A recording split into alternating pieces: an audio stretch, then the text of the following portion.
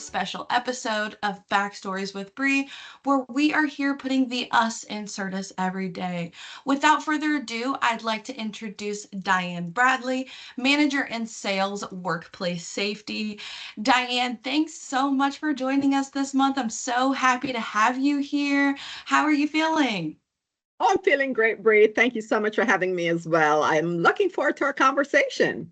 Yes, absolutely. I'm so excited. Okay, Diane, I know you and I have, the benefit of getting to work with you directly in person, back in our in-office days. So definitely missed that, but so happy to be able to reconnect and let everyone else know who Diane is. So tell us, Diane, we know that you're the manager in sales, workplace safety, which this is a new title for you, might I add. So that's Yes, really exciting. Congratulations again. thank you so much. Yes, it's definitely a new role, new title. I've been in sales for about, I'd say 28 years, but I've only been a Wow. manager. I've never been a manager before. I temporarily filled in a role about 5 years ago, but I've been in this role now for about 4 months, and it's been exciting. It's been a new journey, but I've been enjoying it so far. That's amazing. Well, congratulations, Diane. That's so awesome. So happy for you. So tell us, what do you do here within the company? What does your day-to-day look like? So, in a nutshell, so I'm in sales. So we drive the revenue. So that's probably the primary thing. My primary role is to help my team to deliver revenue for CertUS. So we have monthly and annual budgets, and my job is to help my team to maximize their I would say our leads, all the different resources that we're provided by CertUS, and convert those into revenue for the company. We do that in a lot of different ways, but my primary focus is to, we have a mixture of reps on our team. So some are newer, some have been around for a little bit longer. We have different strengths. So my overall approach is to mostly be an encourager, motivator, sort of a coach, and to help them to be their best selves, obviously to develop their sales skills as well. But that's an individual journey. But I'm here really as a champion to my team so that they feel good about what they do each day. And they own their jobs. They own, I mean, obviously it's not our company, but in sales, we kind of treat our territory as if it was our own business. And so I encourage them to do that. And hopefully in the end, they will be super successful. Absolutely. And I think so, Diane, especially with you touching on, the key aspects of being a good manager, a good leader. And I think you hit all of those notes. So I have no doubt that your team is set up for success. I'm super happy for you. Okay, Diane, so tell us, what is your "you're hired" story? We're curious. You're hired. Okay, so in 2016, I was laid off from my previous company that I'd been at for 18 and a half years. Wow. And then I launched my own training company for about a year. I was a two-time Olympic athlete, so I've always had a curiosity about what it would be like to train, or to kind of mess around with track and training. So that was my opportunity. So I did that for probably less than a year, and thoroughly enjoyed it, but realized that I was much more interested in the mentoring part as opposed to the physical piece of it. So I decided to get back into sales, which I knew I was good at and really loved. So started looking around, and I ran into what I thought was National Safety Council. And I was familiar Ah, with National Safety Council because I had prospected them when I worked for Office Depot. I wasn't really that interested in working for them, but sounded interesting. And I had been with my company for about 18 and a half years. So I'd never really interviewed for a while. So I thought, hey, I'll just go practice my interviewing skills, right? So I called, got the interview. It was my call at the time. And when I showed up, I was like, oh, this is not National Safety Council. And the building was so beautiful, our building on right. Lake Eola. So I thought, Yeah. okay, cool. So I went up, did my interview, and he started talking about OSHA. I'd never heard of OSHA before. I was totally clueless. I'd never worked in an office before. I've always been a home base outside sales rep who's in my car covering territory. So anyhow, long story short, he said, "Hey, this is a good industry. It's regulated, blah, blah, blah, blah, blah." And it was a challenge for me. It was something different. And I Right. was like, you know what? Let me try. Let me just see what this would be like coming in the office every day and just going into an industry that I have never heard of, literally.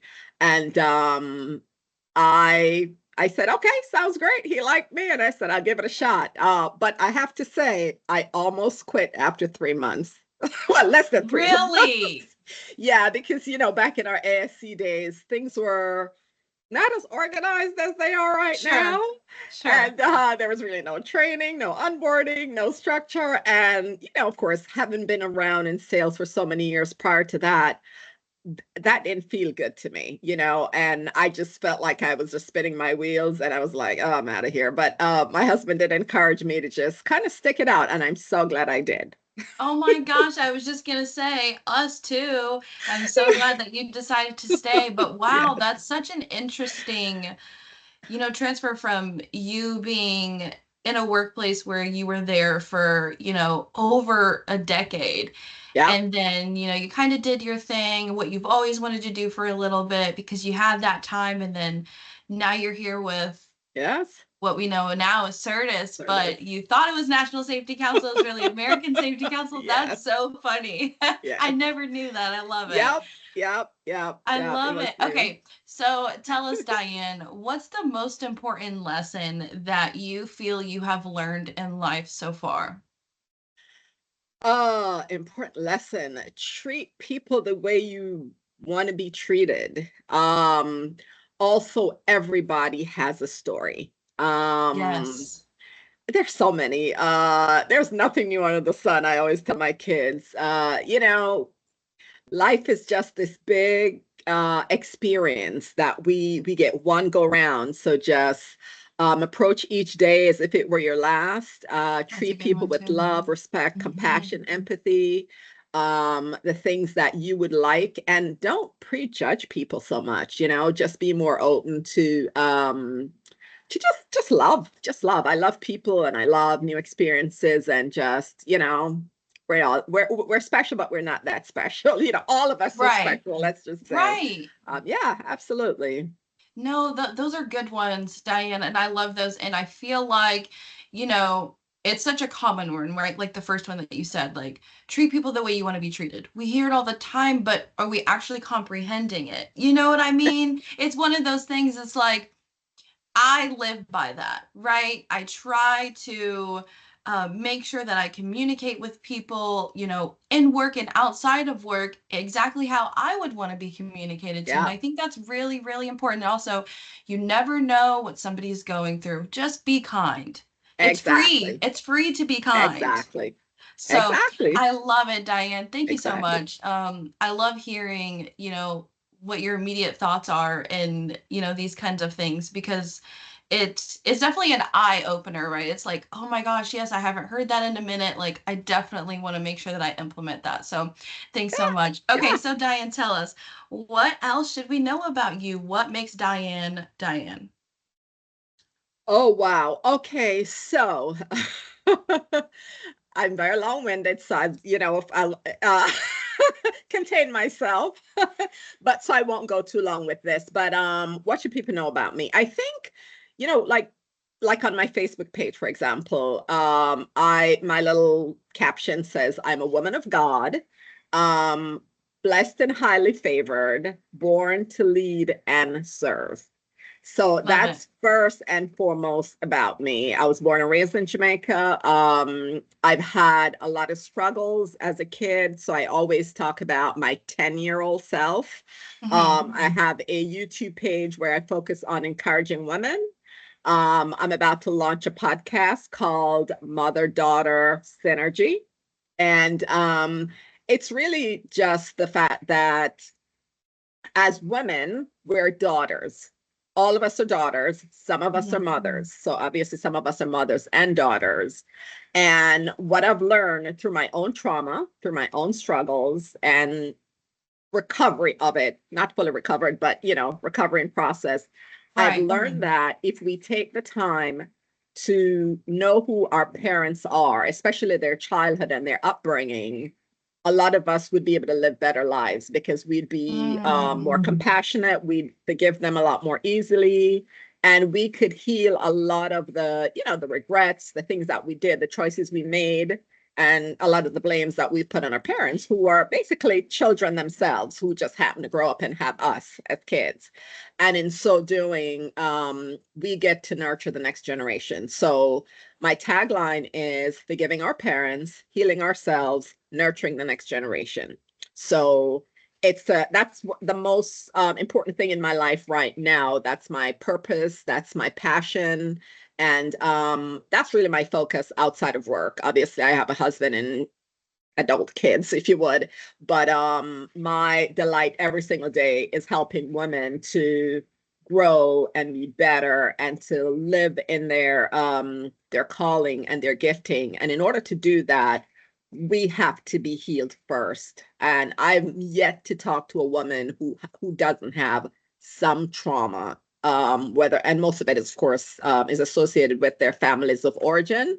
So we're Mhm. just going to be peeling the onion and just talking about it and making these conversations more normalized. And so we're not Wow. all hiding behind our little mess ups and our little things that we think we're the only ones who had X or Y. Like a lot of us have the same things and Right. share, connect, and just help each other be more bold and just whatever it is what it is. And heal and encourage and just live. Said Wow, I was going to Diane, be that short. is no, that's okay. I love how deep, you got and how you opened up about this. I think I'm excited. I hope that you can share this podcast when you do start it with us.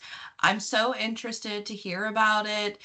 I mean, I think you will help so many people in this process. And I think you are so inspiring and so brave to do something like this. Wow, I look up to you. This is so awesome. Thank I hope you. everyone that is watching this episode, also reaches out for the podcast information because it's important, have those hard conversations and you have Yeah. to start somewhere. Yeah, I had to do it because I think, to whom much is given, much is required. I think because a lot of people who have known me for a long time, they know me as a successful athlete, a two-time Olympian. I just was nominated to the Hall of Fame, which I'll be inducted next month. So, It's but awesome. that's just, and thank you, that's just an accomplishment. That's not who I Right. am.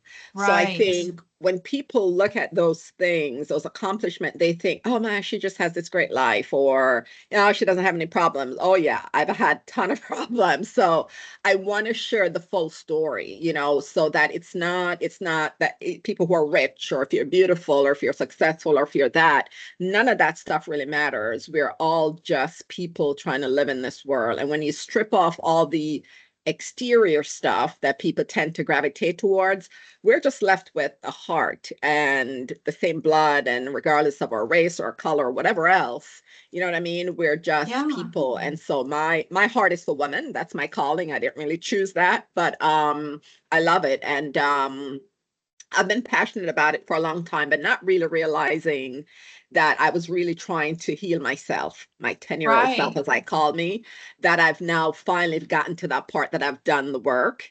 And I am just inviting other women to join me at whatever their comfort level is. Because healing is a choice. It's not anything that I'm Right. pushing on anybody. I'm just being obedient. And hopefully, by my obedience, other women will be inspired to share more and grow to as I said, it's a choice of what do you want for yourself, what do you want for your children and your grandchildren, because Right. it's not just about us. We're a lot of us are leaving legacy of money and this and that, but there's a legacy of the pain and abuse and a lot of other things that people end up leaving if they don't work on forgiveness and just identifying those things and just be honest with your children about Right. your struggles. That's kind of one of the first things to just have better conversations. So Definitely. I'm so excited for you, Diane. And like I said, I'm excited to listen to the podcast if you'll allow us. I think that's such a great way to put it. You're all of these great things, they're just achievements, but they're not explaining who you are as a person. Exactly. These achievements are a plus, but they don't define who you are inside. Yeah. And that's such an eye opener. I never thought about it that way. So that's amazing. Thank you so much for sharing all of this information. I feel like anyone who watches this episode is definitely going to just know so much more about you. And I'm sure that you hopefully have people that reach out and, want to chat with you. Maybe someone will want to be on your podcast. I think that'll be so cool as well. So, gosh, thank you so much. I really enjoyed this Thank you. I episode. am going to officially invite you to be on my podcast as well, I because would love I to. really think you have a story. And I think the reason you're doing this, what do you call it? Backstories with Backstories with Bree, Bree. is for your own story as well. I just feel that. I think, and so I love what you're doing as well, because as I told you when we had our little coffee chat, you, in my eyes anyway, I've known you for almost 8 years, and you have grown in so many ways. So I see this new phase of your life the same way I see my phase, and the fact that you are doing backstories, that tells me that you have a desire to connect and know and learn. Because, like I said, everybody has a story. Of And so course. I would love to have you on my podcast. And I'll let you know how it goes. I'm having a kickoff here at home next month with a bunch of women. And we're just going to eat and chat and share and have a good time. And then at some point, I'm going to start recording. But I'm going on someone else's podcast on the 12th of May. So, Yeah. but I'll ping you, I'll share a couple links with you, and yeah, we'll go. And yeah, cool. I'm But so this was great. excited. Yeah, and I would absolutely love nothing more than to be on it. Can't wait to see how that process goes for you. That's so exciting. Awesome. Well, Thank thanks so you. much for being here, Diane. And You are everyone, that's a welcome. wrap with this month's episode of Backstories with Bree, where we are here again putting the us in CertUS every day. Thank you, everyone, for tuning in. Until next time. Bye. Thanks, guys.